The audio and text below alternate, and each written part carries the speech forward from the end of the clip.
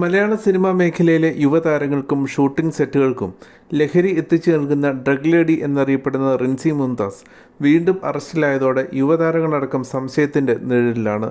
ചോദ്യം ചെയ്യലിൽ പോലീസിന് നിർണായക വിവരങ്ങൾ ലഭിച്ചതായാണ് വിവരം. യുവതാരങ്ങൾക്കും സിനിമാ സെറ്റുകൾക്കും MDMAയും കൊക്കൈനും എത്തിക്കുന്ന പ്രധാന കണ്ണിയാണ് റിൻസി എന്ന് പോലീസ് നേരത്തെ തന്നെ സ്ഥിരീകരിച്ചിട്ടുണ്ട്.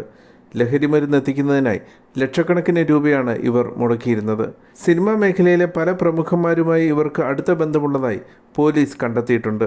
എയർപോർട്ട് പരിസരത്തെ ഹോട്ടലുകൾ കേന്ദ്രീകരിച്ച് വിദേശയാത്ര കഴിഞ്ഞെത്തുന്നവർക്കും മറ്റും ലഹരി എത്തിക്കുക എന്നതായിരുന്നു ഇവരുടെ പുതിയ പദ്ധതി. നെടുമ്പാശ്ശേരി വിമാനത്താവള പരിസരത്തെ ഹോട്ടലിൽ കേന്ദ്രീകരിച്ച് MDMA വിൽപ്പന നടത്തുന്നതിനിടെയാണ് യുവതി ഉൾപ്പെടെ 4 സംഘത്തെ റൂറൽ ജില്ലാ ഡാൻസ് ഓഫ് ടീമും നെടുമ്പാശ്ശേരി പോലീസും ചേർന്ന് പിടികൂടിയത്. ലഹരി ഉപയോഗിക്കുന്നതിനായുള്ള ഗ്ലാസ് ട്യൂബ് ഉൾപ്പെടെയുള്ള ഉപകരണങ്ങളും ഇവിടെ നിന്ന് കണ്ടെത്തി.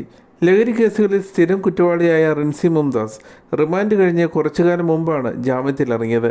ഇൻസ്റ്റാഗ്രാം ഇൻഫ്ലുവൻസർ എന്ന നിലയിൽ പ്രശസ്തയായ ഇവർ സിനിമാ പ്രൊമോഷൻ പരിപാടികളുടെ മറവിലാണ് ലഹരി ഇടപാടുകൾ നടത്തിയിരുന്നതെന്ന് പോലീസ് പറയുന്നു.